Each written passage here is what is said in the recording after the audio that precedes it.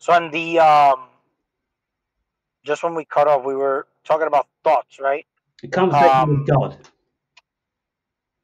I was think that it's called Donald Walsh. Donald Walsh, Conversation with God.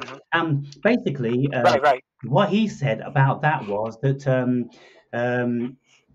he was, frustrated and feeling angry and dejected with his life and angrily saying, fucking hell, if there was a God, then, why don't you do this and why don't you do that? And then apparently, in the dead of night, he got up and 4 o'clock in the morning, couldn't sleep, made himself a cup of tea. And then he just picked up a pad and started writing down his anger. And then he reckoned that, well, as soon as he started to ask these questions, God answered him, or at least somebody answered him, which it turned out to be God. And he's kind of like, Mhm. who the fuck are you? How do I know that this is not just my mind and this, that, and the other? And it goes on like that. And so this is the world famous book and audio, and it is superb. It really is good.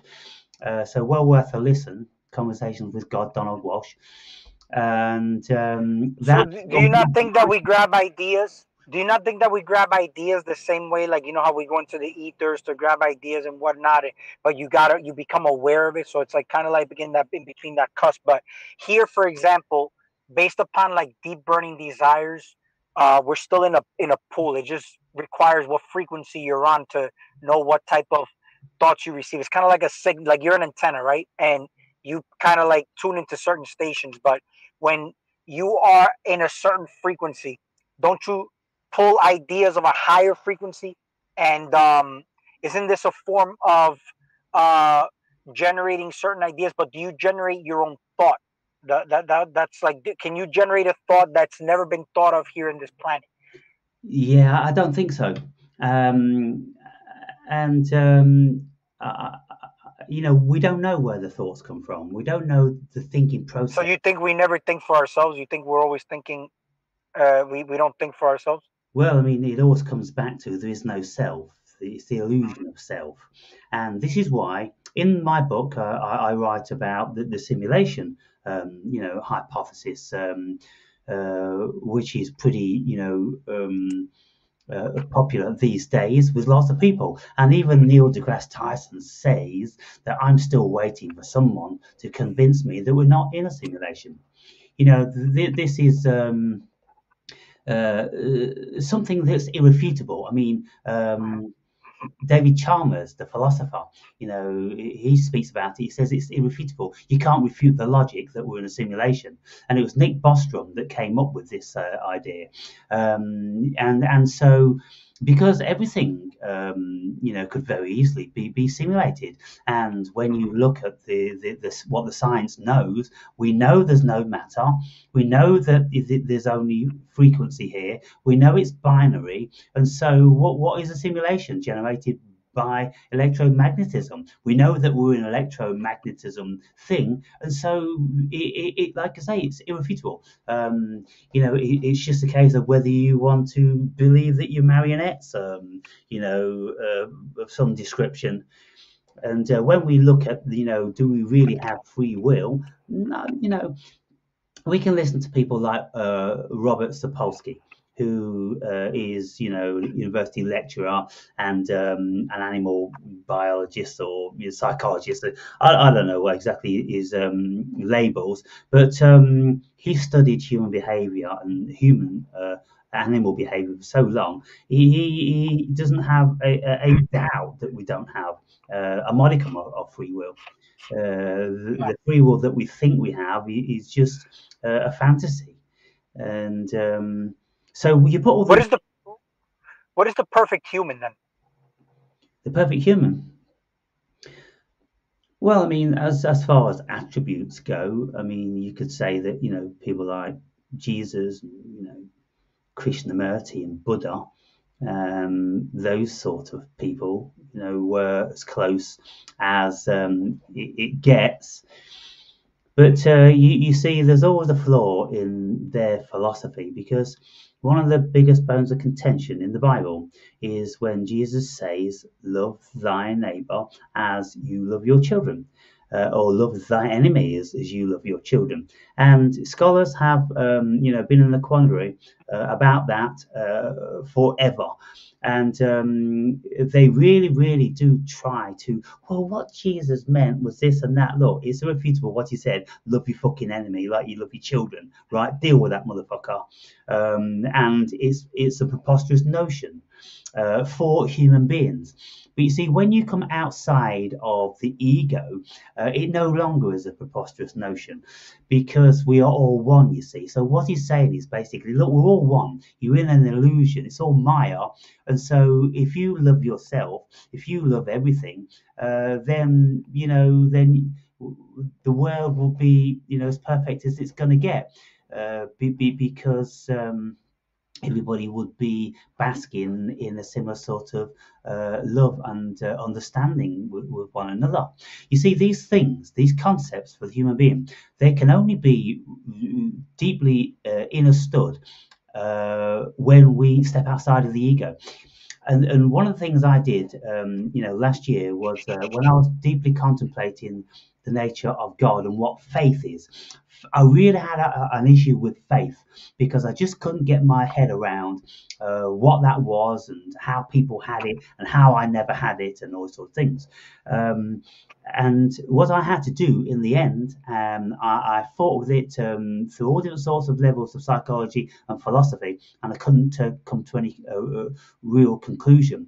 And so what I had to do is I had to immerse myself into faith to discover what it was. I had to become faith, the best I could. I gave it my best shot. I threw all of my intellect to the wind. I threw all of my biases to the wind, and all of my pet hates about religions and fantasy and this and the other. And I immersed myself into it, and I realized. The thing is that faith word, that faith has to come with some. It's there because of doubt. You get what I'm saying? I feel like it's stemmed out of certain forms of doubt. That's why faith is even there. You Well, don't think that's so? right. So it's hypocrisy, isn't it? Well, it's a paradox. Mm-hmm. You see, what I said to people. So I asked you about the knowing part before instead of the thinking, but Yeah, you see, I said ultimately that faith is for those who don't know. When you know God, you don't need faith. And for many, many years, I was questioning, why don't I have faith? Everybody around me, faith, faith, faith, faith, clutching their Bibles and saying this about Jesus and this about God. And when I asked them, what does Jesus feel like? What does God feel like? They couldn't tell me, because he wasn't in them. You see, they hadn't been self-realized. They hadn't realized their own Christos, because they was all the time thinking it's out there. They're indoctrinated to think it's out there. They don't know it's in here, so they wasn't looking for it. They wasn't trying to feel it. But all my life, I've known it's in here. I have never had a day's loneliness. I've never had a day's boredom. I've always been guided, and I've always walked with spirit. And so ultimately, then I reasoned that I must have always been in contact with God. But It's so alien to me. Aaron, what makes Jesus perfect though?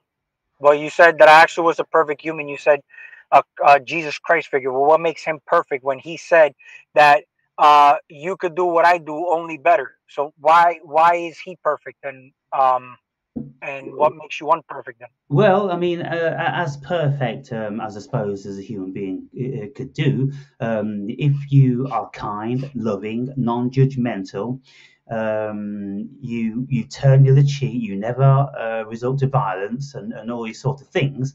I mean, that in itself isn't perfect, because in the life we live, there is Sounds like a beta male, doesn't it? Sorry? Sounds like a beta male, doesn't Yeah, it? there's a time and a place for violence. Violence is an actual reality, and so that's another thing that logic can't deal with. It can't deal with that. But when you enter into a DMT mindset, then it all makes sense. And so you see, if you have the kingdom of God in here, if you enter the kingdom of God, then all what he said did actually make sense. But to enter into the kingdom of God, that means we have to become like children. We have to lose our ego. How do we do this? Well, I mean, he did sort of allude to it. He said, all these Pharisees, and they're all praying outside so everyone can see. You go into your inner closet, you close the door, and you pray in secret. When you pray in secret, then you have a relationship with yourself. Because you may think that you're praying to God and you're praying to Jesus, but you're not, you see. That's a fantasy. You're praying to yourself. And so what you're doing is whenever you make prayers to Jesus, you're making prayers to yourself. You're programming your unconscious.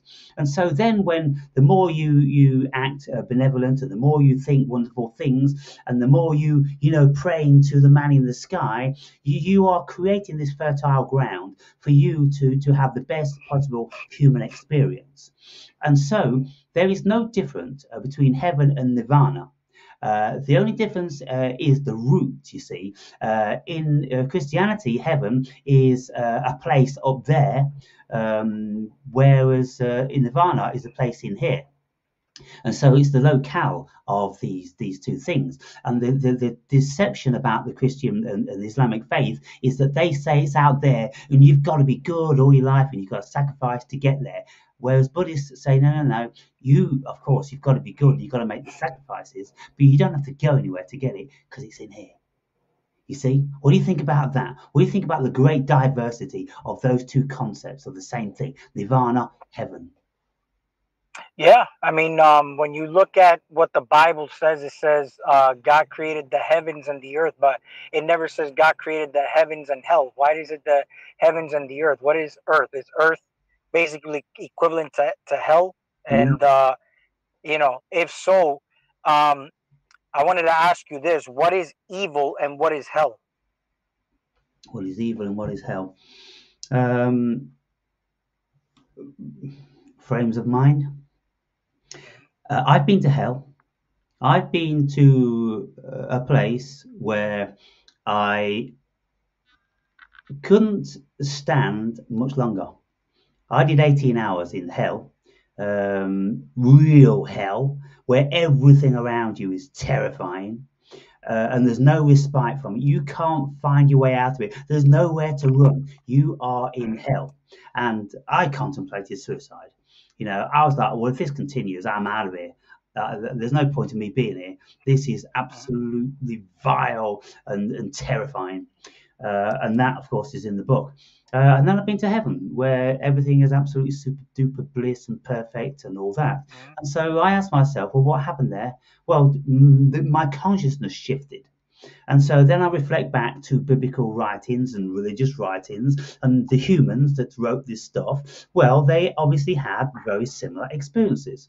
It's all different variances of consciousness, pictorially displayed, you see. So hell, I say in the book, is the left brain when we are egoically controlled. Heaven is the right brain where we are in creation, we're in love, we're in freedom, we're in fantasy, and all these sort of things, wonderful things. We're in heaven, we're walking down the pavement paved with gold, So it's simple. It's a no-brainer if we allow ourselves to come down from our haughty dogma. Just look at it simply and rationally. It's all very rational at the end of the day. And I always say we don't need heaven, we don't need hell, we don't need gods, and we don't need devils. We are all of those things. Of course we are. It's all emanated out of our consciousness. Yeah. So I have a different idea. For example, instead of being the same to enter the kingdom of heaven, you have to be childlike. I feel like maybe people need to be more like animals, like animalistic. You know what I'm saying? When Very you good look at point. animals. Very good point. Let me just interject here, because in the book I write about the Tao Te Ching, and in the Tao Te Ching, written like 800 BC, Lao Tzu says that the closest you're going to get to perfection is when you are completely embroiled in your animal instincts, when you effectively become a primate. And so when you become a primate, you're outside the ego, you leave the ego again. You see, all stems, the Garden of Eden is exactly the same. When they bit from the fruit of good and bad and knowledge and everything, their ego was born. Before they ate from that fruit, they were in bliss because they were in the right brain and they never had the left brain to contemplate all this stuff, which is confusing for human beings. So it all comes back exactly the same thing. It comes back to nirvana, the deep meditation of no thought. It comes back to DMT, you exit the ego. In the Garden of Eden, they were without ego initially. And then with Lao Tzu, with his I Ching, and the Tao, it's basically you are in heaven in the Garden of Eden when you are closer to an animal. So it's a good Mm-hmm. point what you made, yes. So the animals, for example, if you notice, I'm very fascinated by all forms of animals. You get what I'm saying? Especially now. I mean, I've never been a cat person, but cats have particularly been something I've looked at, and they're so. And it's funny how I did some research, and we share 90% of our DNA with these feline friends of ours.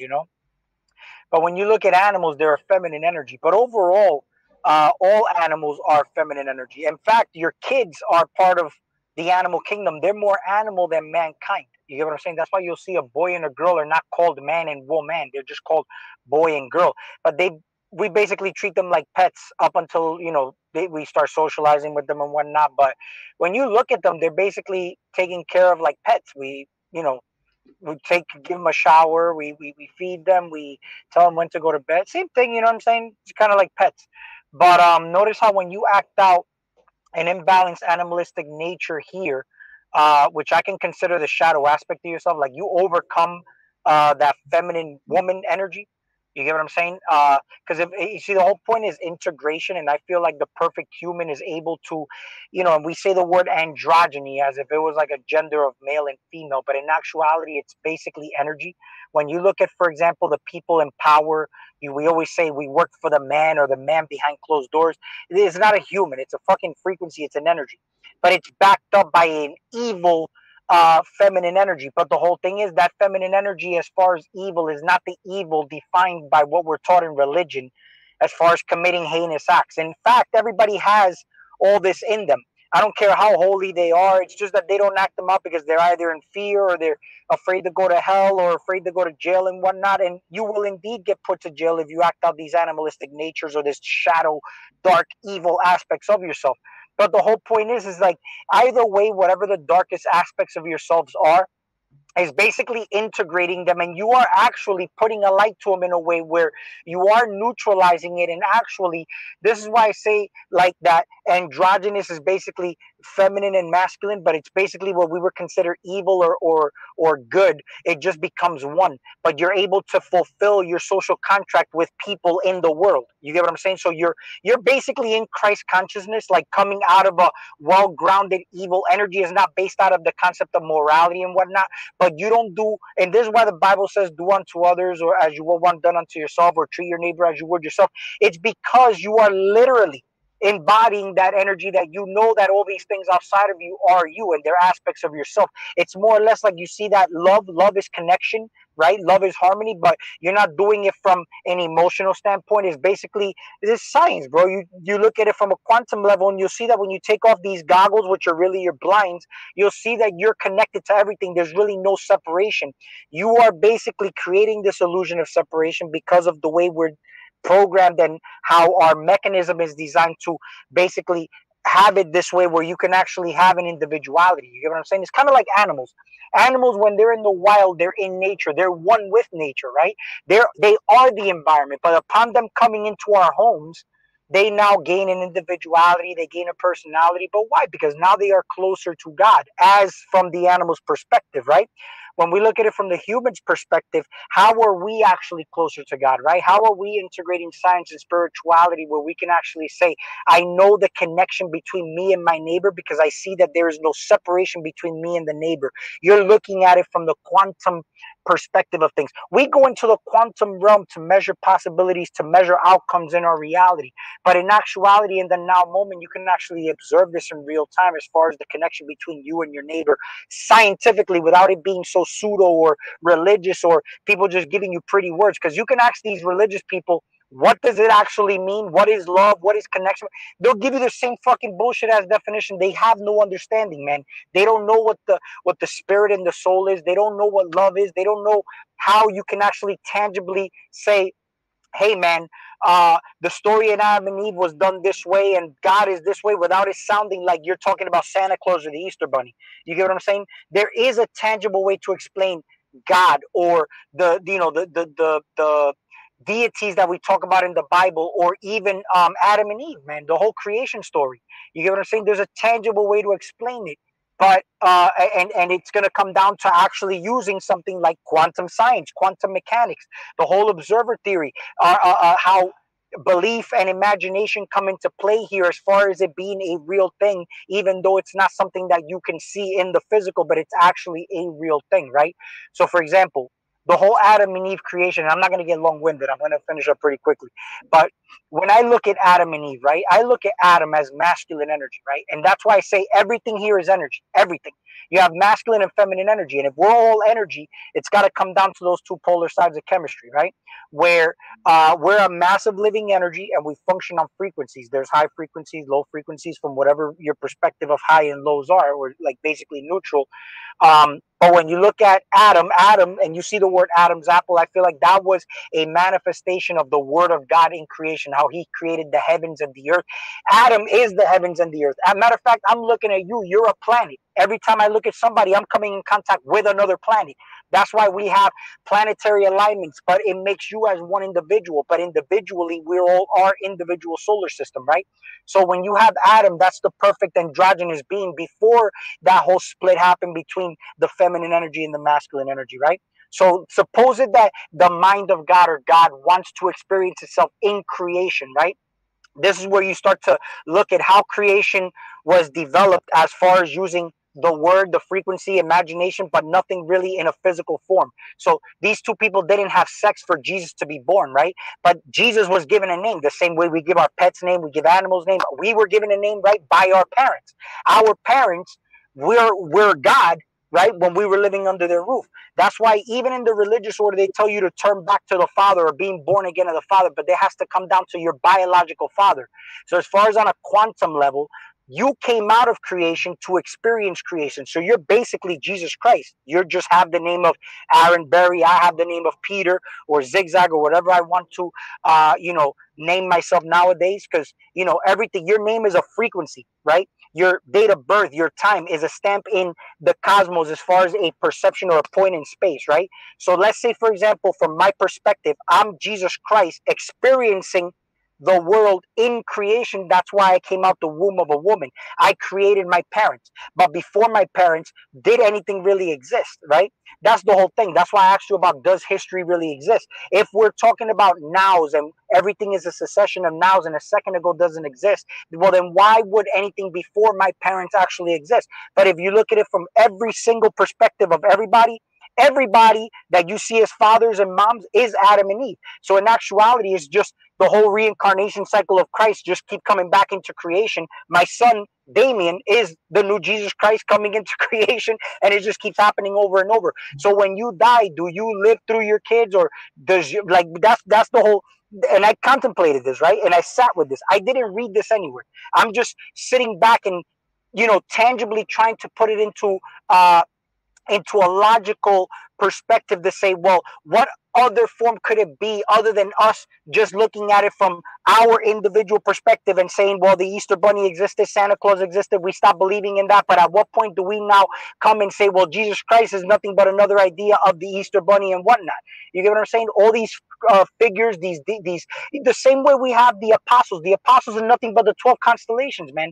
The same thing from Aries all the way to Pisces. It's the same shit. My name Peter is literally the first rock. But it's ironic that I was born under the star constellation of Aries, which is the first actual constellation. So Peter, everything about me is first. I'm the Aries ram, but it's not to say I'm associating with those things. But there's also characteristics and energy signatures that influence that perspective or point in time that you're seeing reality from, right? So we have let's say ascending sun, we have descending, so I'm Scorpio rising, Aquarius moon and whatnot. What does it even really mean, right?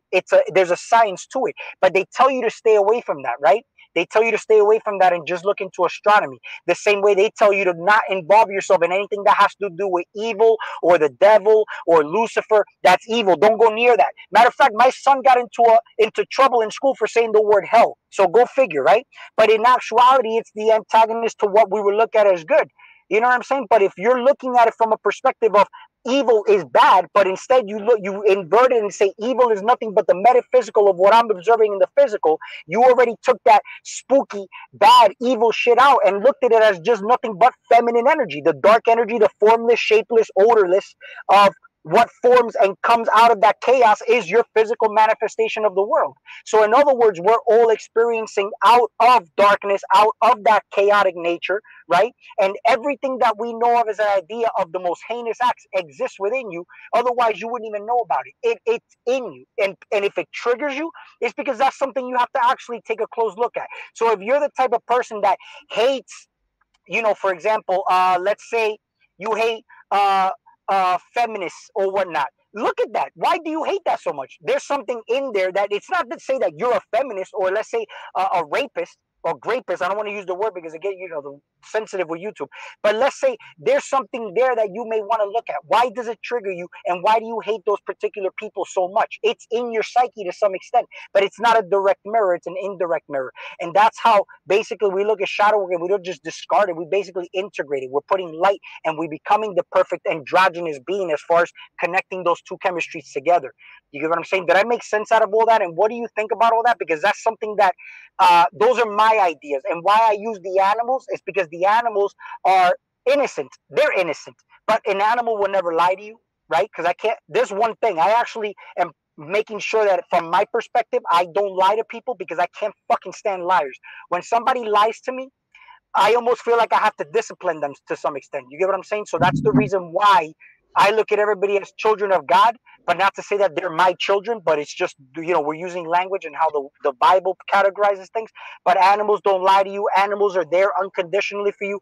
Animals can be protectors of you spiritually as well as physically.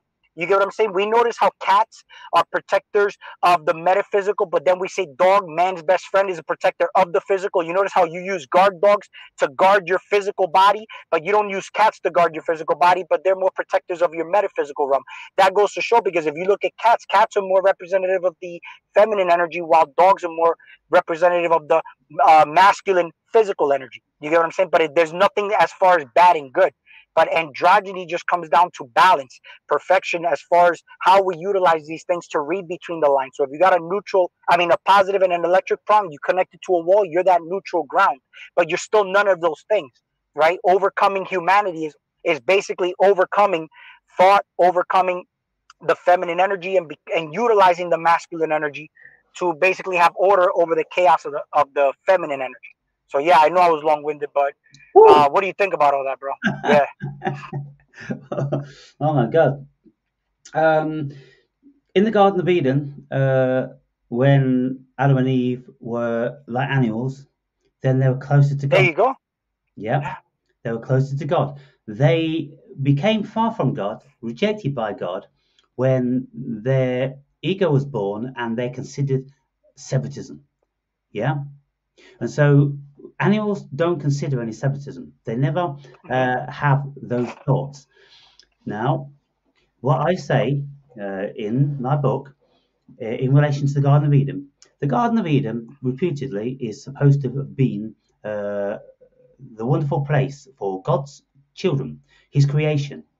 But God created a world with all animals and fish and birds and everything like that. And he never considered that they were blessed. They were at the disposal of Adam and Eve. And yet, when God chastised Adam and Eve and threw them out of the Garden of Eden, they went out into the world. It seemed to me that the outside world was the Garden of Eden, because all those animals are living in bliss, without an ego, without judgment, without biases, without all this stupid shit that the human being has obtained via eating from the tree of good and bad, yeah? So it seems lost about face again. God created the whole world, and all the animals were actually in heaven. Only God contained Adam and Eve in complete ignorance. That must have been hell.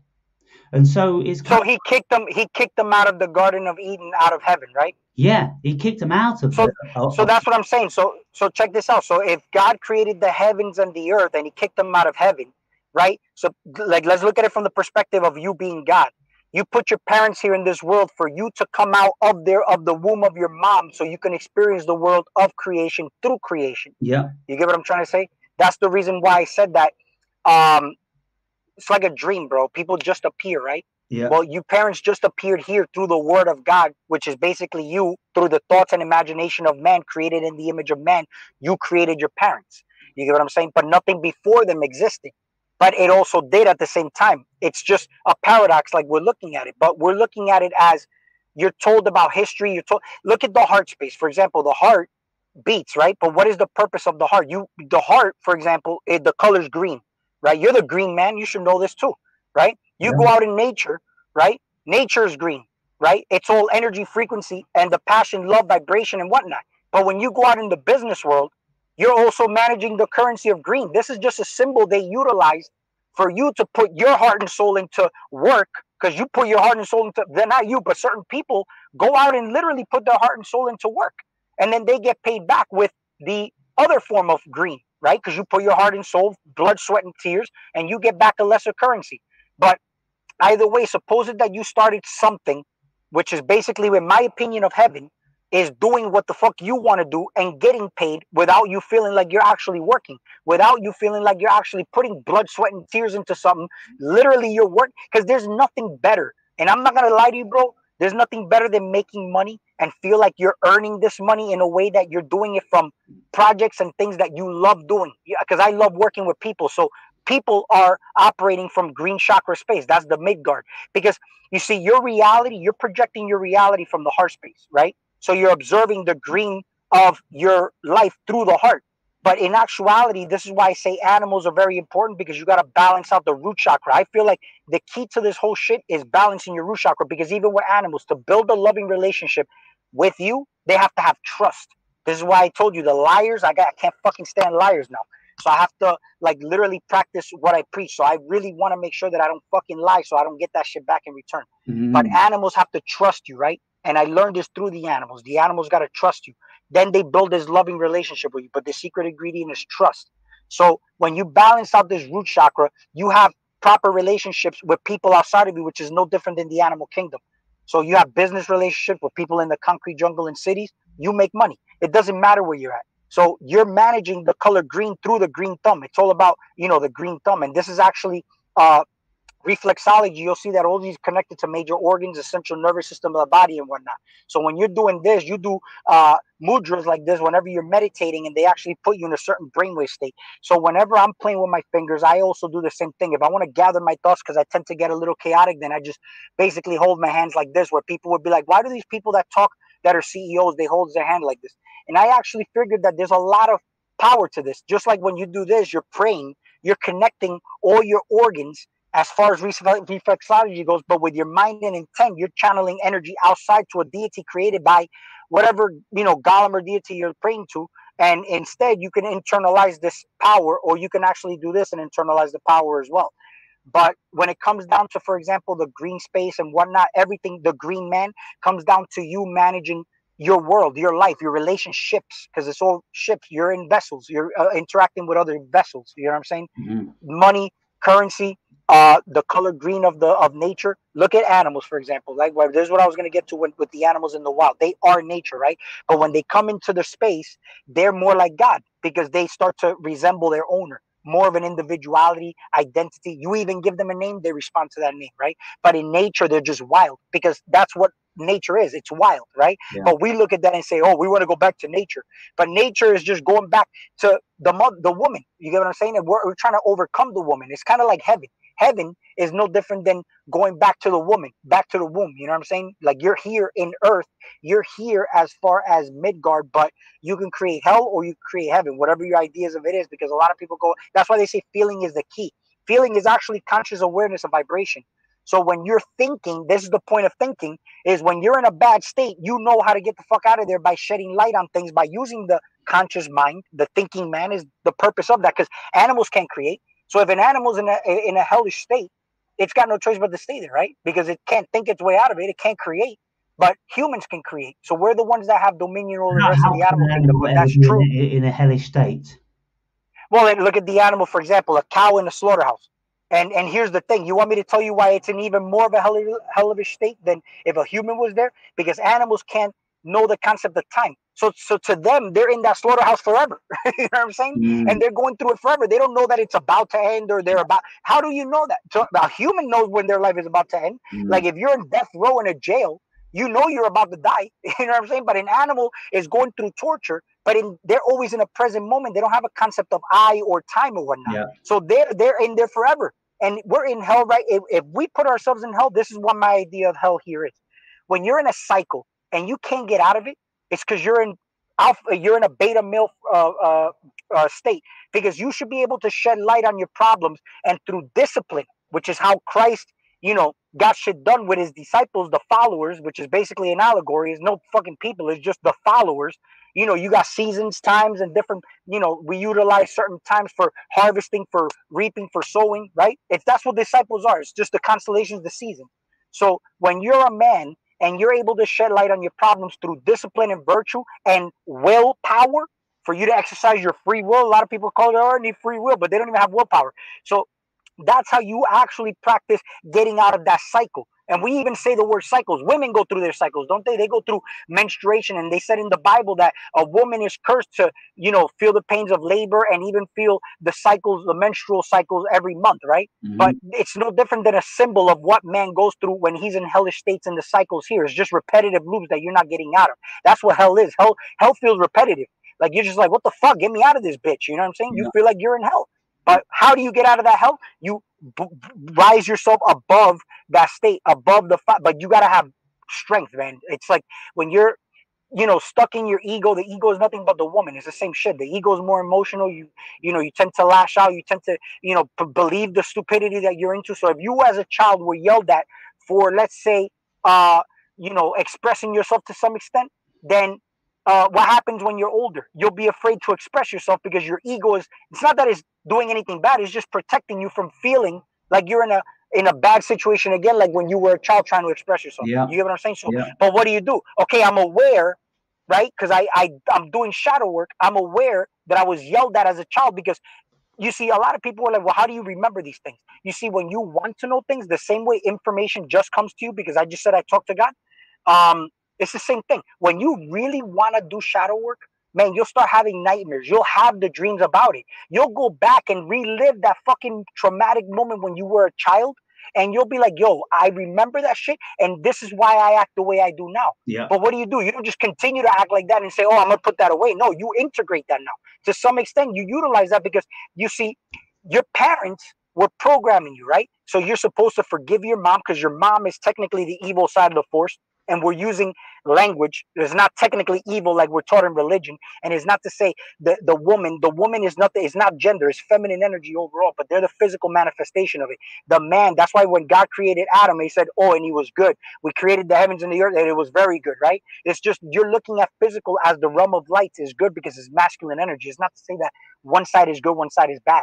You just have to look at it from negative and positive. Women are negative energy, right? Negative, we use the word negative to say, oh, stop being so negative. But then there's people who say, oh, I'm a positive light being. I only spread positivity. But you're spreading positivity coming out of the root of a corrupted, distorted feminine energy. You get what I'm saying? It's kind of like vegans. Vegans can go out and say, I'm spreading positivity by going out and protesting, right? But they know not what they do. They're still doing it out of a feminine energy because if they really were embodied in some form of masculine energy, they can bear arms and go destroy anything outside of themselves, but they don't, right? Because they're still under the mercy of the real man with the real feminine energy. You know what I'm saying? That's why overall, when you look at it, even as humanity, people think they have human rights. People actually really have no rights. You get what I'm saying? Everything is affirmed in the negative. So you're really not, you're given rights by the man. Man can give you rights or take it away, but it's still affirmed out of the negative, which means you really have no rights. You get what I'm saying? So it's Yeah. like you got to look at it from chemistry, from the root core of things. Religion, where is it rooted out of? A patriarchal system, but they are manipulating your concept and perception of feminine energy, which is basically your perception of what evil is. That's why you can't truly become a true light being unless you know what the fuck evil really is. But they tell you to stay away from that shit. Yeah. You get what I'm saying? Yeah. Does that make sense? Well, there's a lot in there again, but what I'm sort of feeling from the whole thing of it, that you know, again, it's all one. It all stems out of one. It's like the splitting of the atom, you know, to create Adam. It was split the atom, and then, you know, they split, and we've got this constant splitting, which things are born out of. But at the end of the day, you know, it's all energy, and it's a fluctuation in the cosmos of electromagnetism with polarities. And so, Right, there you go. Electromagnets, even that. Electric, masculine, yeah, magnetic, female. yeah, Women are attractive. yeah. So everything is, well, it's like a natural law. When we look into natural law, Well, and look at this. You got a masculine and feminine eye, right? mm, You said you do DMT with your eyes open. yeah, You're seeing with the single eye, or mm, the mind, the eye, the mind's eye with your eyes open. But there's a way to do this without the drugs. You get what I'm saying? And that's the whole thing. But it's going to come in the form of invisibility as well. It's not going to be visible to these eyes. Sometimes you could see it without actually needing to really see it through here. That's why truth is hidden in plain sight. yeah. But does it necessarily have to be seen through these eyes? Do you have to have a DMT trip and say, I'm seeing all these pretty colors? You know, it's like that's why I said it's basically like your humanity is still seeing it, but you're associating with it through humanity rather than through the spirit. The spirit sees everything as one, is not seeing it in duality. Even though you're looking at the world of duality, you can still see the connectiveness in everything outside of you. You get what I'm saying? I'm sorry to cut you off, bro. I just had to get that point No, across. no, that's okay. So, out of all that, how could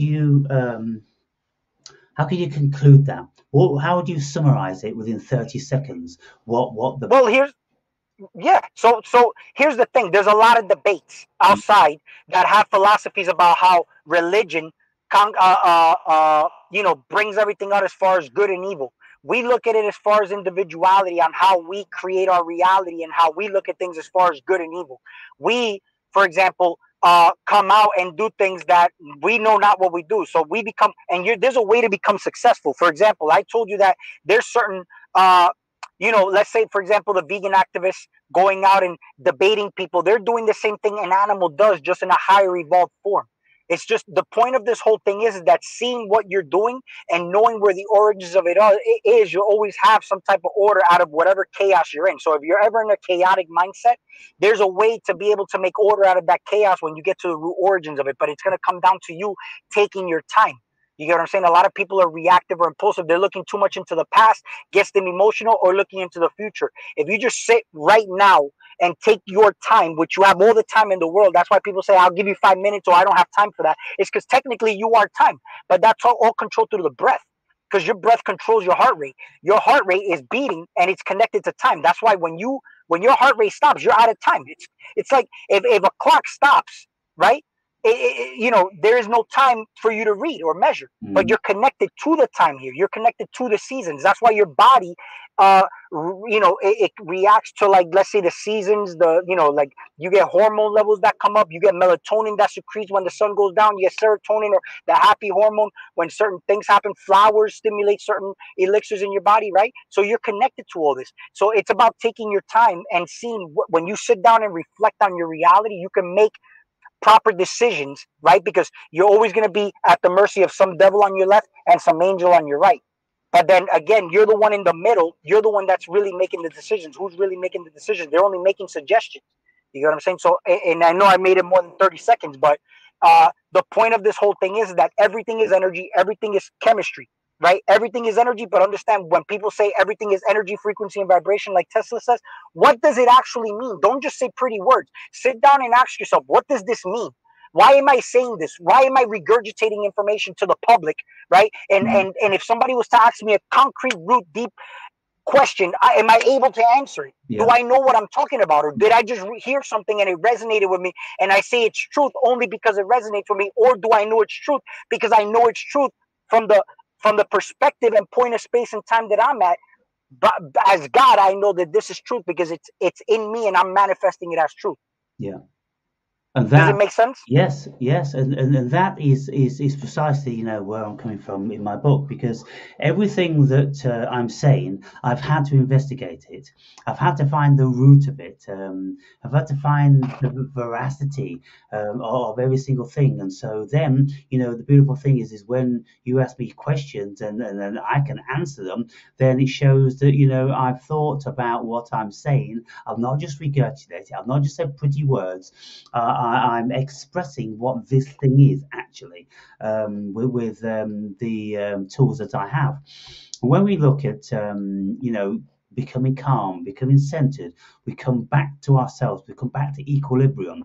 And again, in natural law, it's all about equilibrium. It's all about, the polarities. It's all about uh, everything has tangents in the center. And we're always wise to come back to the center. And this is why the Romans took the eagle as an emblem.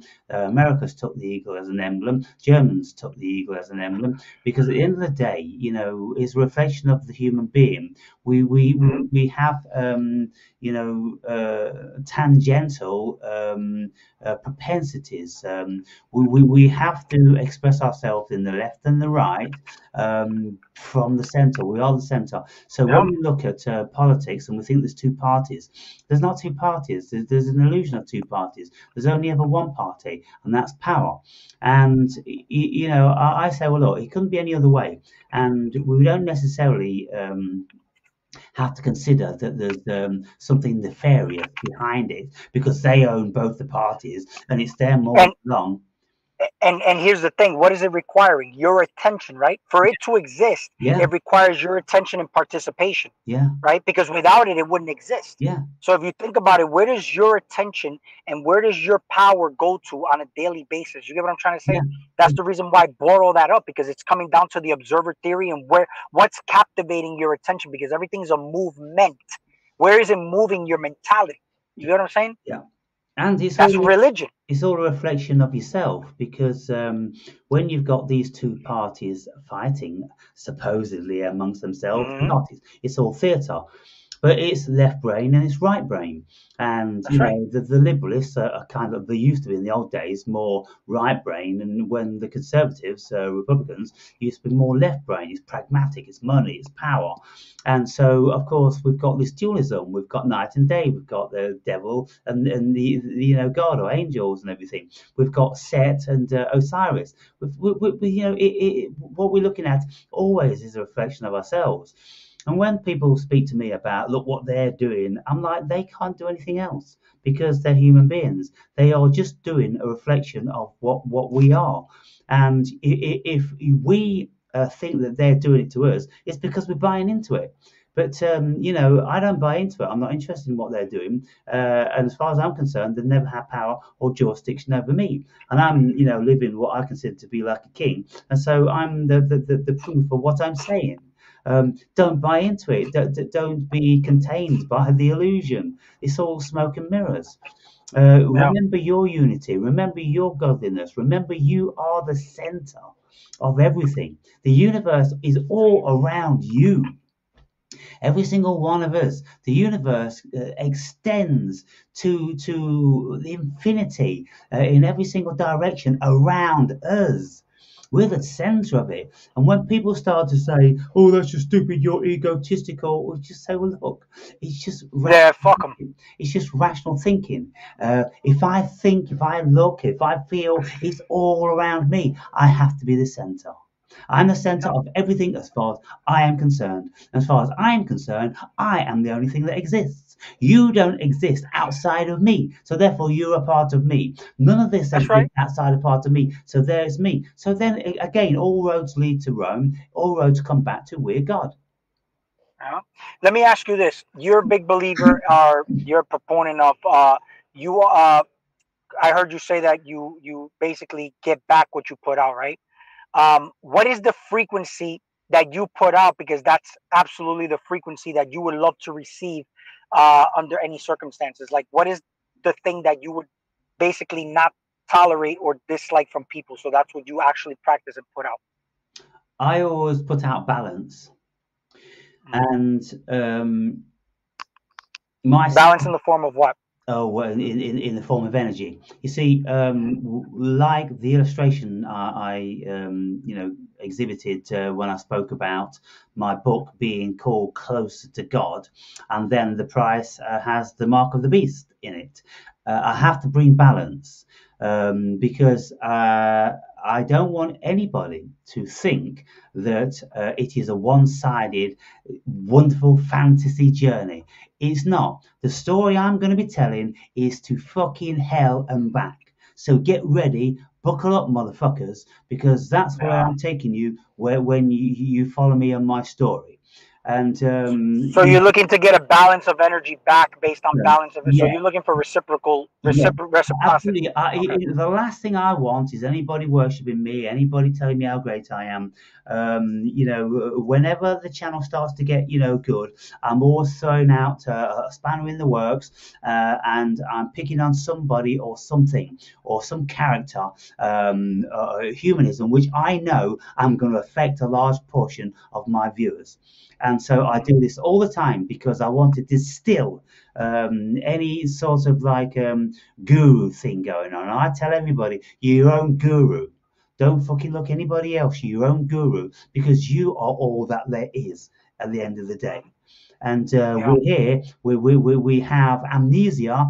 We've purposely taken away our memory that we are God, and so here we are having a fantasy of being a human being. Yeah. It's a gag. It's a great gig, you know. And the smartest of us will realize that at some stage, and then we will marvel at our own genius. Yeah. Yeah. Um, Aaron, I want to get into this topic with you, and you know, before we cut it off, but because we were talking about evil and whatnot, and inversion, and how religion looks at things evil to some extent. But what is your opinion on trans and gay people, and why is it considered evil by the church, and what do you consider it? What do I think about trans and gay people? Mhm. Um, All the other stuff in between there, because they got like almost the whole alphabet taken up. LGBTQ2, A, B, C, D, F, G. I don't know. They got a bunch of letters yeah, now in there. the, But just in general, just gays and trans. yeah, just their expressions of human consciousness. The same as pedophilia, the same as evil, the same as love, the same as creation, the same as destruction. They're just facets of human consciousness, and they all have their part.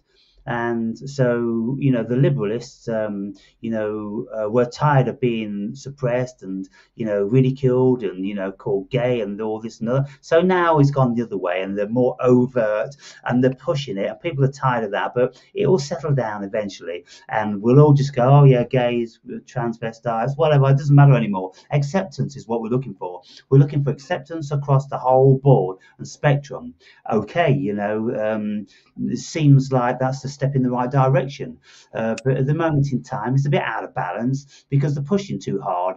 It's like aiming for the stars and landing on the moon. They're looking to land on the moon, but of course they're aiming for the stars because otherwise they'll never get to the moon. You see, and so Why does the church consider it evil to be gay, or a trans person to be abnormal in society? yeah, I'm not sure they're trans in that day, but I feel like homosexual. they always been. It's just that now it's a lot more exposed, but there's always been uh, gays and trans. It's just now it's a little more open, only because of again movements and whatnot. But it's just like certain evils on the planet have always existed. It's just which ones are expressing it the most. And either way, why does the church consider it evil? And why is it abnormal in society to be transgender from the Yes. perspective of God? Well, I mean, again, it's another paradox because, albeit the church, under the auspice of Jehovah, apparently considering all those who lived in Sodom and Gomorrah to be evil due to their sexual acts of laying down man with man, um, then you look at that and you go, well, I think, looking at the bigger picture, it's because it was out of balance, because it wasn't natural. There was no creation ever going to come out of it. There was no purpose to it as far as evolution or creation was concerned. God being the creator, creating yin and yang and the opposites, he didn't want everything to be out of balance. And so, it's human nature. It's a projection of human nature. And so when we look at something and it doesn't have balance, we want to bring it back into to balance. And so, if we're all gay and lesbian, then the human race is over. So we're going to fight against that instinctively, aren't we? And so I think that's what that's about. What do you feel about that hypothesis? Well, I mean, it's basically, I told you everything's symbology. Like, I look at black people and they're an expression of feminine energy information out of the realm of chaos.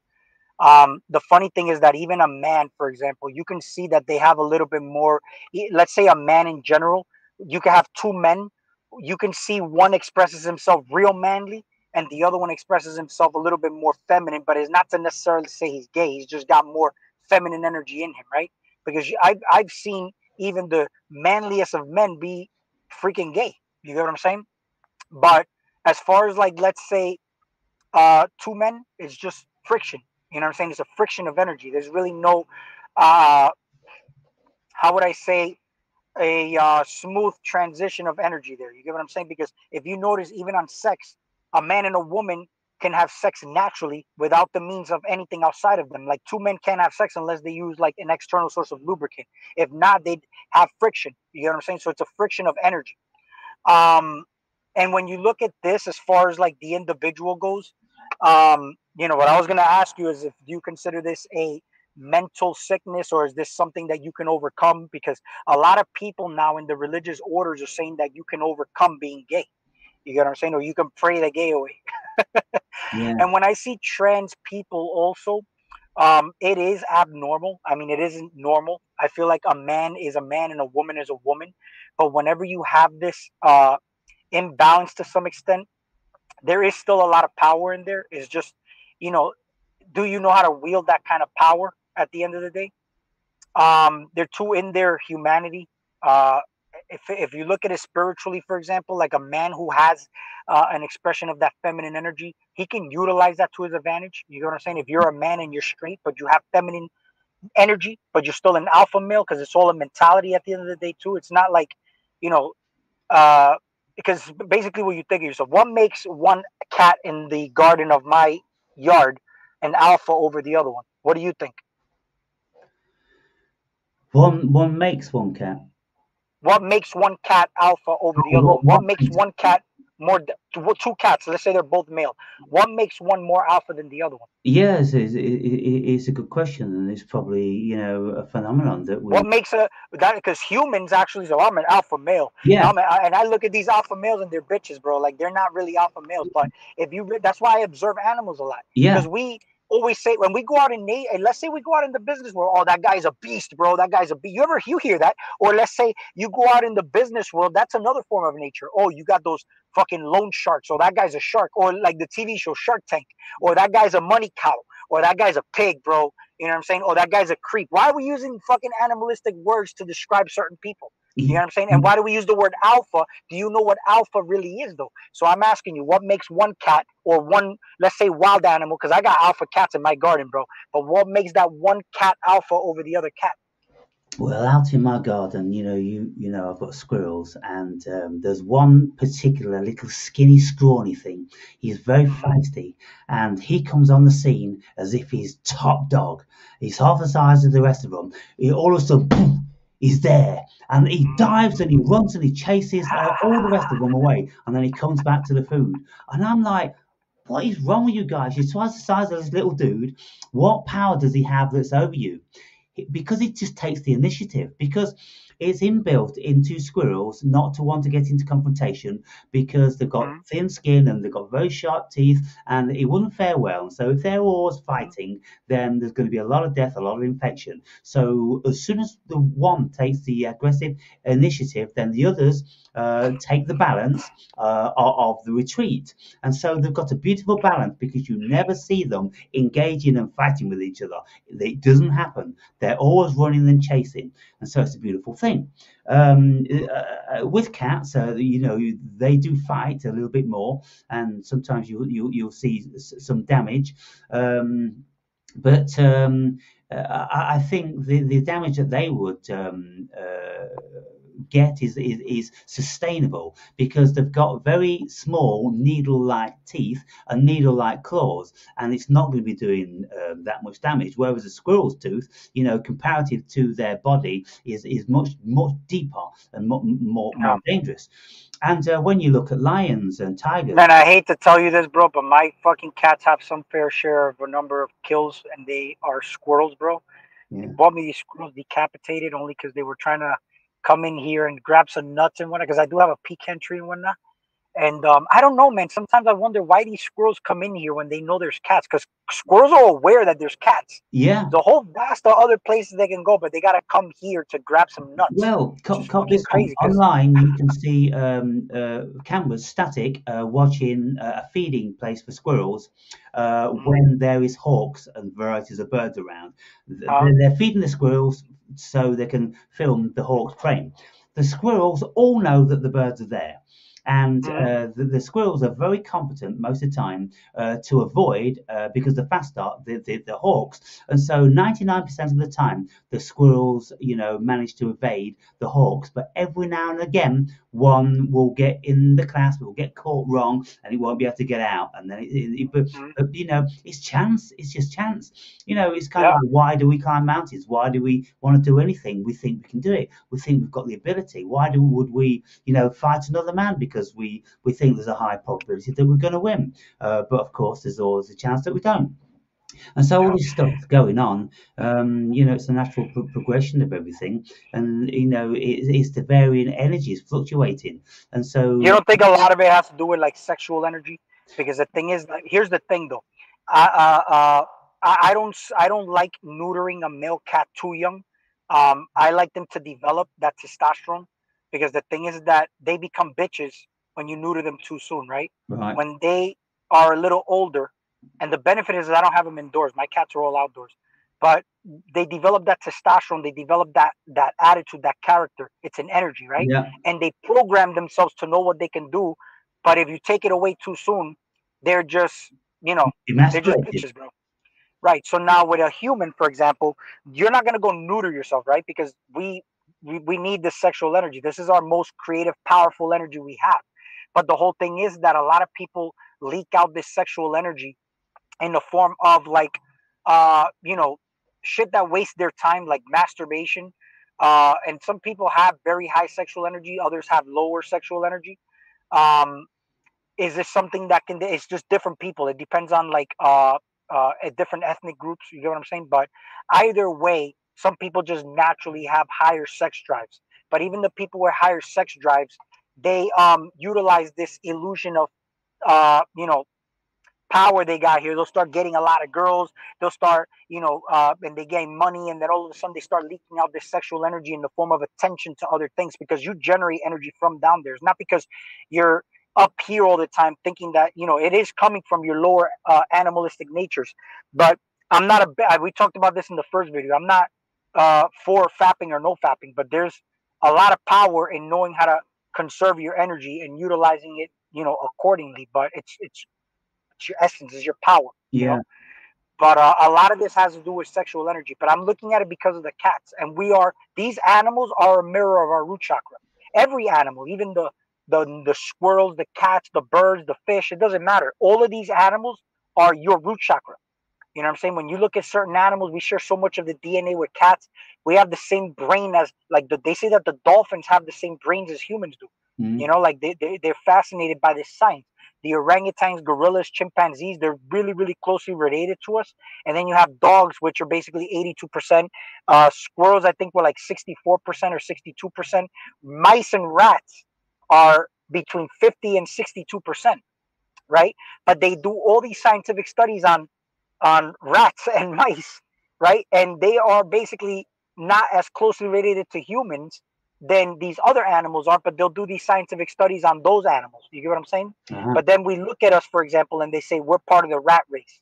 Why do they say that? You know what I'm saying? Why do they put fluoride in the water or give you certain ingredients in certain uh, food labels that they use as the main ingredient in rat poison?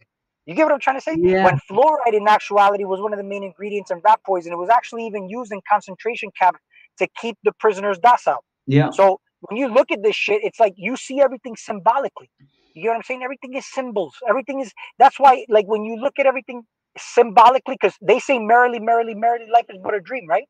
When you sleep, your dreams don't mean shit. They mean something as far as what does symbolically mean to you. So you could dream of, Arnold Schwarzenegger, Angelina Jolie. It don't matter. They weren't really there. Were they in your? They just appeared there in your head. Were they in a place? Mhm. That wasn't an actual place. That was something you are now projecting from your mind, basically in that unconscious state, right? But what do these people mean to you? Was it a good experience or a bad experience? So people, places, and things, right? How did you feel in that experience? You'll know if it was a favorable or unfavorable dream. You'll have to know what the dream means for you. What does symbolically mean to you? What does Angelina or Arnold Schwarzenegger symbolically mean to you? Yeah. And if notice how when you start to feel different in a dream, not really think, but feel different when you become lucid, these people morph into somebody you do like. You get Mhm. what I'm saying? So you kind of see that you have control over this through the awareness because you the creation is there, but you shape your circumstances, and that's how it is with life. You know? Well, What do you think about that? yeah, in my book, I mean, I speculate, are these dream realms really there? Because I write about a certain variety of dream that I've had with my old man ever since he died. Now, I always used to work with my old man, and when I was younger, I worked for him, and when I was older, he came to work with me. And so our relationship was always an industrious one. We always had this working relationship. We never really had a father and son relationship, as people would think. It was always I used to work for him, and I'd get favour and money by doing what he wanted me to do. And so when I now dream of him, I go and see him. I'm pretty sure I go and see him because something in my consciousness wants to go to speak with the old man, with the wise old man, with my archetype for work. And when I see him, he's always working on the project just like he used to in the building or with motors, motor cars, and this, that, and the other. And so I would see him. And in the dream, I know that he's dead in this reality. In that reality, he isn't dead. And he doesn't know that I have come to see him from another dimension because I must be living in that dimension with him. And so, a bit like the movie with Leonardo DiCaprio, Inception. Inception. We can enter into other people's dream worlds. They are actually places going on, and I know when I go to places, they're so complex that they're a whole world going on, and I just enter into them. I'm like, well, did I create all this, or did I just pop in? Am I quantum jumping? And I think it's very feasible that we're quantum jumping. And whenever we get people in our dreams who we don't know, who we don't particularly like, then I think they're quantum jumping in our dreams. Now, I've dreamt about Angelina Jolie, Brad Pitt, Arnold Schwarzenegger, all the presidents. I've sat down with all the presidents, to be fair, and I've been friends with them. And I wake up and I go, well, how am I a big friend with Obama? What's all that business about? What is it that I think about Obama that he will be my friend? And in the reality, I can't see anything that I would want to say to him. Sit down in the conversation television, like casually sitting on the sofa, drinking a glass of wine, talking about my plans with Obama, with President Obama. Did you figure out what it symbolically means for you though? Because it's Um, symbols. well, I mean, it's all symbols, yeah. It's all kind of like, well, I mean, And that's how this reality is. This reality is all it's symbolic. all symbols, it's all Sometimes symbols. you got to look at things and say, why am I in this situation? Or why do I know the people I know? And they're symbolically meaning something to you, Yeah. which is why they're still there. You know what So I'm saying? Because once they stop meaning really something to you at the root core, you just basically, they fall out of your life. Sometimes you don't even have to like let them it's go. because they are Sometimes they you. just It's fall not out. necessarily that they mean Yeah. something to you. They Yeah. are You change everything around you they're your changes. projection, and so there's something that you consider is similar in these other people. They're facets of you, and so you look at it now. One of the dreams I had with Obama is that we were sitting on a sofa in a grain silo. Crazy. All these huge containers which keep graining. Well, there's a huge pile of this golden grain, and there was a sofa on top of that, and Obama and I were sitting on top of that. And there was nothing else really memorable about the dream. And I came out of the dream and I go, look, I obviously feel that I would be comfortable sitting down with the president. Why wouldn't I? He's only a human being, and I don't think they're any fucking smarter than me, for sure.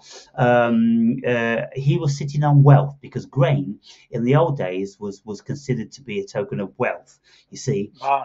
and so this is why the Roman emperors always used to give out free wheat to the masses. It was bread and circus. They used to give the bread and they used to give the circus. So they gave them sustainability and they gave them entertainment, and that pacified them, And so Obama was sitting on great wealth. He was the leader of America. Great wealth, and I was sitting next to him, considering that I share in his wealth. What wealth? The monetary wealth, or the wisdom wealth, or the energy wealth, or even I felt as I was sitting on a huge pile of wealth, because I maintained that many years ago that I will be a millionaire, but not in money. And I didn't really know what that meant when I was 20 years old. But by the time I was 45, I was starting to know what it meant. By the time I was 55, I knew what it meant. I am a millionaire. And that's how I see it. And how did I know that? How did I prophesize that when I was 20 years old? If there's something such as time and, all this sort of thing, go figure. How do we know these things? So yeah, it's all very curious. And I've had roast beef and Yorkshire puddings and all that with Brad Pitt and Johnny Depp. And on and on and on it goes. So all these symbols are facets to ourselves because we are everything. And even if we can't get too Jungian or Freud about the interpretation, simply it's just a reflection of us. The world is a reflection of us. It's like being in a hall of mirrors where 360 degrees around us, all we are seeing is a reflection of ourselves. Because whether we look at water, well, that's 70% of ourselves. Whether we're looking at fire, well, that's electromagnetism. That's ourselves. Whatever we're looking at, it's a reflection of ourselves. Whether we're looking at colours, whether we're looking at nature, it's all what we are. And that's the bizarre thing. We realize then that we are God, and we are creating all of this stuff. Every single thing is in the eye and mind of God. You know what's funny? When you dream, you're always dreaming, for example, of like things that you see here in this physical realm, right? But there's been moments where I was in states where things looked absolutely distorted. They were no longer, they looked very monstrous.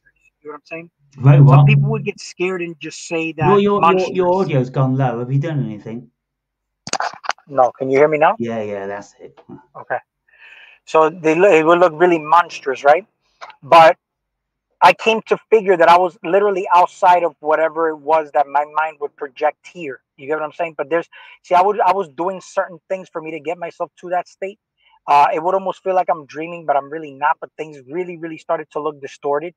But I feel like that was just basically in a space that was not formed out of what we look at here in this realm or whatever programs we are to say this is what a human looks like. Like in that place, maybe water didn't look like water anymore, but it was water. Yeah. Same thing with fire, same thing with electricity, but we know what it is based on what we know it looks like or feels like here. Hmm. But I don't know. It's hard to explain that because I was doing certain things, and sometimes that's why I asked myself, I asked you, is there a way that you generate your own thought or thought that's never been thought of before? You know what I'm saying? Something that's never been thought of here. But the moment you do that, you brought something into existence here on the planet. You know, how did Jesus Christ just start as an idea? How did all the stories of like everything that we talk about and they correlated it out of the programs of what the Matrix is? They anthropomorphized it in a way for humans to be able to digest and intake what it is that this realm is actually designed out of. They made order out of chaos in the image of man, so they made all these disciples, they made all these figures, anthropomorphized them because they made them in the image of you, man, God. It's Yeah. more or less like you look at this and say, this God, we're made in the image of God, but in actuality, that God is made in the image of you, which is you're the God. Yeah. Well, so If you look at it the other way around. when you look at where this particular religion came out of, it came out of paganism. It came out of the stars. It came out of the earth. It came out of Ah, cycles. And so, like you say, the 12 apostles is the 12 constellations. The Father is the Son. The Son is the Father of life. And so then man is the son of the God. And so it's you're the light of the world, right? You're lighting the world. You're lighting up your reality upon the observation. But you look at the sun, that sun is you. It's basically a mirror of what you are here on the yeah, planet. You light up whatever you're yeah. looking at. You Like know, you're the son of God. Again, but the whole Adam and Eve I was just talking about, the Adam and Eve is you came out of God, your father, and why? Even though one would say, well, your father was a piece of shit. Well, yeah, but he's perfect in his way. He fits the puzzle to every other father here, which is all just one father, but it's just different versions of the father. And you are Christ, a piece of what the actual Christ is, in all the figures that you're collapsing into existence. The females are all the uh, feminine energy. What is a woman to? What is the definition of a woman? the definition of a woman. Well, what is a woman Well, I mean, it's the other half of me. besides a fucking distraction? Yeah, but it's the other half of me because if we look into Jungian psychology, then we all have an opposite. Males have the anima, which is the female opposite, and females have the animus, which is the male opposite. So we're all androgynous. I know that there's lots of facets about me which are very feminine. I like a lot of comfort.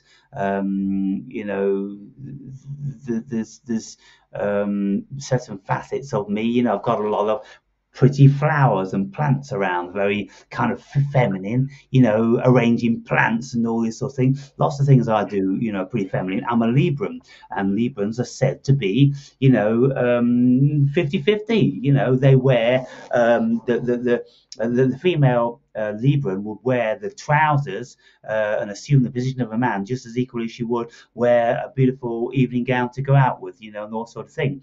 And so everything is us, and that's it. And so when we look at the world about us and when we try to work it out, it just come back home.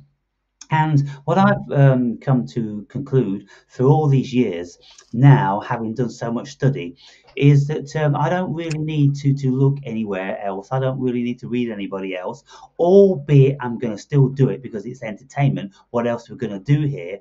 But what I've discovered is that there isn't really anything that anyone can teach us once we become awoken. And Terence McKenna used to say that our consciousness opened up when we started eating DMT or mushrooms, the food from the gods. And I know what happened to me the day I first consumed those, that my consciousness just went poof. It just expanded exponentially. And every time I partook in those forbidden fruits, it expands again and again and again. And having partook in like 250, 300 entheogen sojourns, I'm barely of this world. And that's But what. how do you know that the plant's just not having an experience through you and you're observing it, but you think Oh it's no, no, your without a doubt. experience? You see, look, You're probably helping the expansion of the consciousness of the plant. There's a lot of yogis or monks and whatnot. They're asked, how do you know how to make certain concoctions? And they say the plants told us, yeah, but the plants doing so, they want to be consumed by the god, because it's helping the plant world expand. Because look at animals, for example. You can't kill energy or transmute, right? You can only transmute. But when you eat an animal, I mean, you're intaking that energy. The animal is that energy is living through you, yeah, and that's the whole concept of prayer. Like you transmute that energy, but you're also helping the evolvement of whatever it is you just ate. But it's still a sacrifice to the body to some extent. I was gonna make a video on that too, yeah. but yeah, go ahead. So the fungi isn't plant and it isn't animal. It's a species of its own. Now Right. I write a whole chapter whereby I'm asking what actually happens when we ingest psilocybin, for instance, because psilocybin is an overextension of our conscience, and so I'm saying, well, look, what actually happens? Some people would say, "Oh, it's chemicals in the brain making you think this." No, no, no, no, no, no. The chemicals have a little bit to do with it, but it isn't the be all and the end all. What I conclude with, so I don't, steal the wrath of what I write about, is that uh, we ingest spirit, and that's why these things are called entheogens, the God within, union with God, because when we take those things, we actually unify ourselves with the higher self, with spirit. And so then spirit has a word with us and goes, hey, you should be doing this and you shouldn't be doing that. Yeah, yeah, yeah, dad, thanks, dad. Basically it's having a word with dad. And I've been chastised by Jehovah, but generally I'm chastised by a higher entity of no particular name or origin. It's something there that comes to have a word with you, and you have to listen. And Well, so look, like for example, like I'm experiencing you right now. So I'm experiencing you, and I'm actually eating you. We're having a chemistry right now. So yeah. you're actually stimulating certain thought patterns and elixirs in my body to actually keep a 3-hour conversation going with you, right?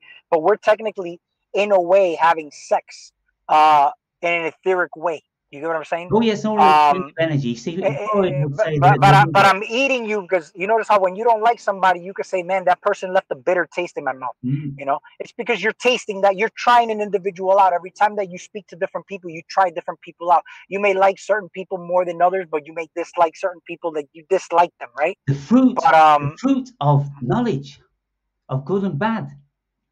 The right. actual So, but now ingestion. here's the thing, though. At one point, right, we were able to have. I feel this and I know this telepathic communications. I had a dream that I was speaking to elves in the trees, but they weren't forms. They were just there. But this also led me to know that I was able to do this with people at one point. If it was ever a story before me, you know what I'm saying? Before I was born, that for me to experience myself in creation, I have to basically come out of creation and experience life in the way that I'm doing now, and it's in the physical realm. It's evil. It's like the inversion of what live is, right? So you're doing things backwards, kind of like when people say, "I look at the image of a god and I say I was created in the image of God," but you're looking at it backwards, which that's evil. When you go and you do things for money, that's evil, because you're trading your green for that green that has no real power, is just given power by the attention and illusion you were programmed to believe real power is.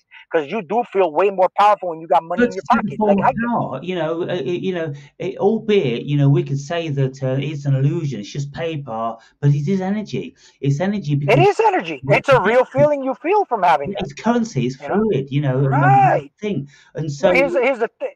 and here's the thing. Before I just want to just finish this point. Like when you look at it, like there's I don't know what it is, man. There's no better feeling, and I don't know why I feel like I was here on this planet to basically live this out. But it's just the feeling of the female there next to you, like the female, just that honeymoon effect, man. It's just ever since I was a child, I've always loved that feeling. But I felt like nothing existed. I was literally in heaven, right?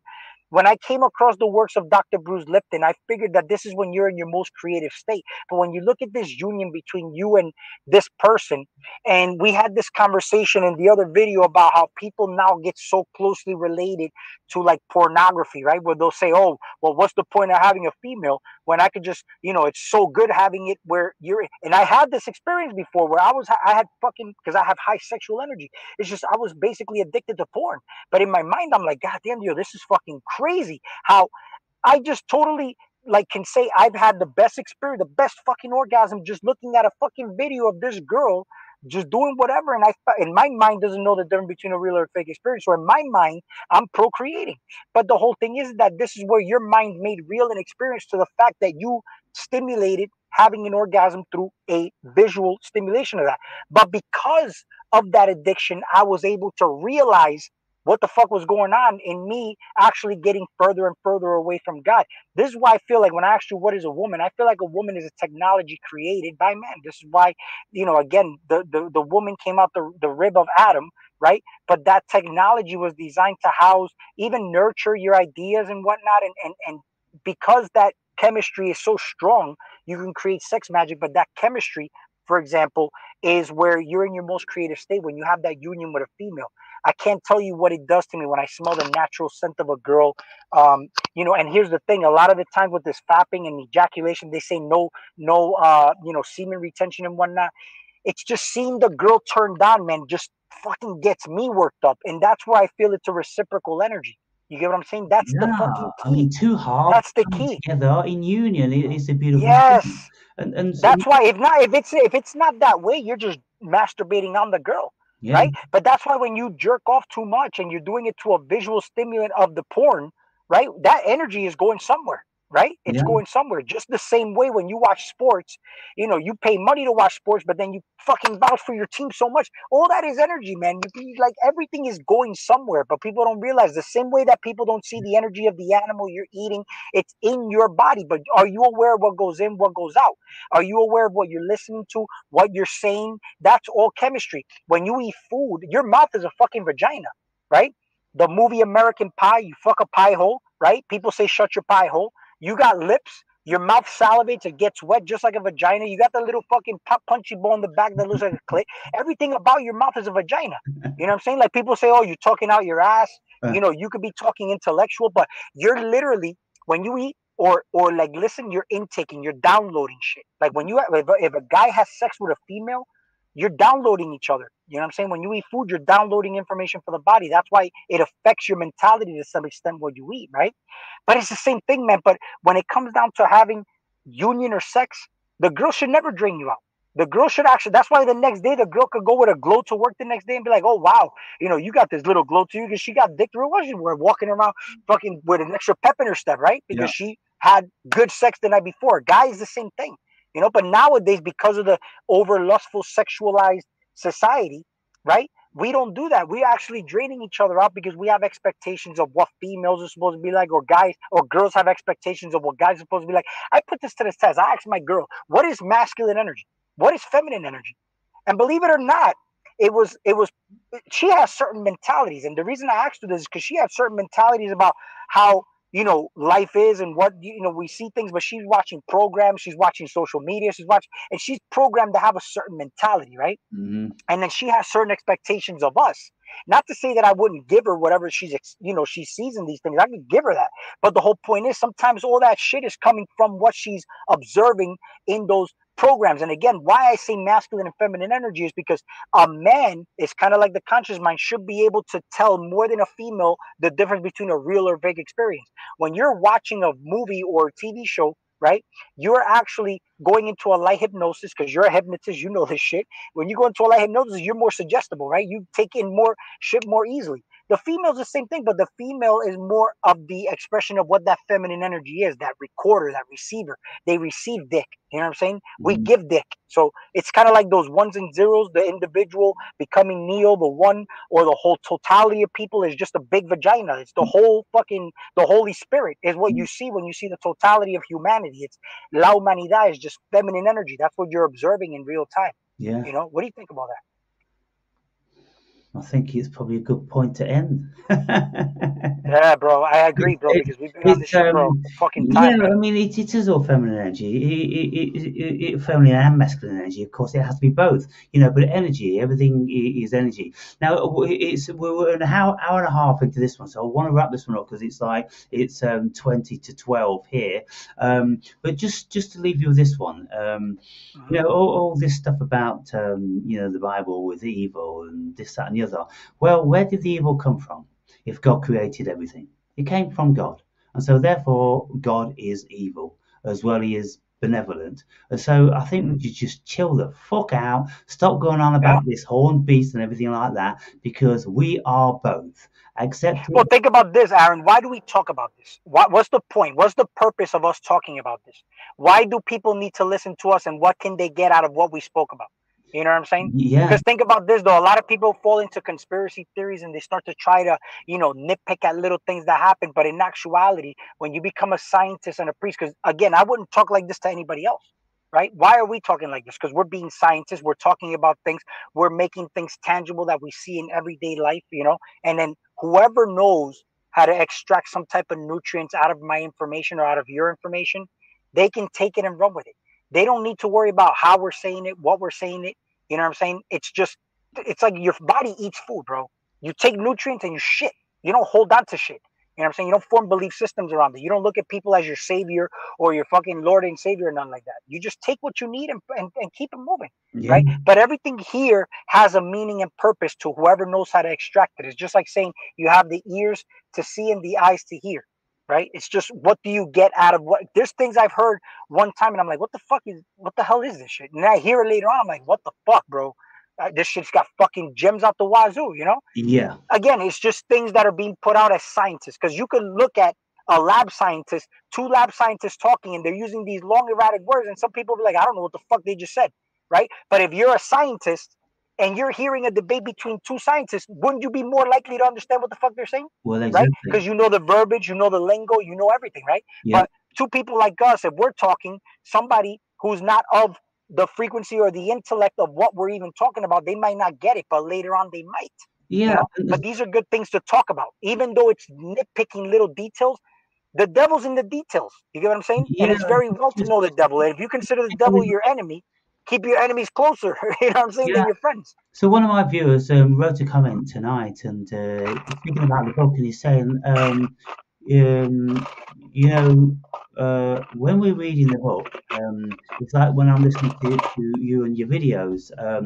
I have to stop the video because you've just give me something which is going to take a great deal of thought. And to listen to the rest of the video, I'm concentrating on one thing, and I don't know what you're saying because I can't absorb all that. Yeah, And so yeah, yeah. therefore, then he has to go away and he has to absorb that. And so what I'm saying to people, and what I've been saying for many years, is when we read, there's ways in which we read. If people just skip it across, like it's a race to get through a book, there's no point in them reading that. If you want to read, it's like if you have a conversation, you have to discern and make your mind up that you want to gain something from the interaction. And so when Mhm. you're reading, it's not a race, and you read every line and verse and you ask yourself, what does that mean to me? Can I extract anything? And then if you need to contemplate it, you contemplate it. And then when you've got that, then you go on. And so I'm saying to people or anybody that, reads my book, even let's say within a month, hasn't really read it, because it's the sort of thing that's going to take you a lifetime to absorb. And many people say about powerful books, they say, look, read the book. Okay, read it in a flash. Go straight through so you get an overview of it. and then you get the basic theme, but then go back and then savor every single chapter, because what happens is in this book it gets warmer and warmer and warmer until it gets red hot, towards the latter part, and it doesn't really get that warm until chapter 9, 12, 10, 11, 12, 13, and then it's really it's asking you to call on every single experience you've ever had in your life, to follow me on this journey. And so it's going to be very interesting to see, what you make of it, because of the depth of conversation we have. You've already read the draft version of it, which probably constituted about a third of what it is now, because it's grown exponentially. And so, doubtless you'll have a copy pretty soon, and then, start to make your way through it. And then we can start to do a sequence of conversations pertaining to certain structure, which will be valuable for other people to see your perspective. So I'll be asking you questions as well as you asking me, and we'll see, what we conclude from, what I've offered up, because all I've done is... You already know I'm going to be asking questions, man. I mean, here's the thing. I'm not a contrarian. I don't want you to ever think I'm a contrarian or like adversarial. I'm just somebody that likes to really fucking engage in topics like that, because I like questioning, just like everybody should question reality. You know what I'm saying? And most of the time, when the key to watching or listening to something is how you're doing it. So if you sit down as a student, you may actually gain more than trying to sit there as a know-it-all, because you're basically already closed-minded when you're sitting there as a know-it-all, or somebody who's just trying to observe, because your attention is going toward how somebody's saying something, or how their energy looks. Like, it's so fucking bullshit. Put that to the side, and you'll see how the information will be a lot more useful, because your energy is going there. It's just that people's energy goes toward something other than what the point of it is just to gain some type of intel from what you're listening to. So if you're gonna read the book, read it as a student. That's why I told you in the beginning of the video what I say. I'm gonna read it as if I don't know shit. Didn't I say that to you? Yeah. That's the only way I can actually. It's the only way that I can gain intel and then question you later. Yeah, it's the only way. Yeah, don't go in there with any preconceptions or biases. Just read what I've said and ask yourself, what are you making of that? And then, what do children don't come in here not knowing anything, right? What do children do all the time? Ask a lot of questions, right? They ask you questions till they're blue in the face, right? But they don't know shit. That's what it is. You got to just sometimes ask a bunch of questions, but it's always going to be fun, because sometimes even asking questions, the answers are in the same question, but it's just how you do things. Well, that's right. And so, if we do a video per chapter, then I can list them as a particular chapter, and then anybody that's interested in the book and our discussion and your opinion, if they know mine, that may help them for sure think about what their opinion is. And so I think that'll be really valuable and an asset to people that are going to be taking on this book. And so I'll divulge how many copies I've sold next week. I'm going to make a video to see if anybody wants to guess and see who's the closest. And maybe what I could do is I could offer I don't know, free giveaway. I'm going to say offer a free copy to the person who guesses it correctly. But I would think that the people that are going to be guessing are the ones that mostly have bought the book. And so we'll wrap this one up here then, Ziggy. It's been brilliant as always. And so it's a pleasure talking, bro. And this one's 1 hour and 36, and the other one was 1 hour 40. So they're kind of it's going to be a little over 3 hours. Yeah, and wonderful. Hopefully the both videos turn out perfect. And we'll bang them up and we'll see what the viewers make of it. But, even if nothing's... Well, it should be good. You corrected all your stuff on your end, right? Yeah. Yeah. All right, mate. Yeah, I mean, I recorded, so just let me know that it came out good. I recorded on my end. So. Yeah. Okay, cool. So, until next time. All right, bro. Good talking to you, man. Hit me Cheers. up if you ever like whenever you want to do the chat. Let Will me know. do. Nice one. In the Cheers again. meantime, I'll pick up your copy. All right. Yeah, nice one. Thank All you. right. Bye bye. Later, bro. Appreciate it.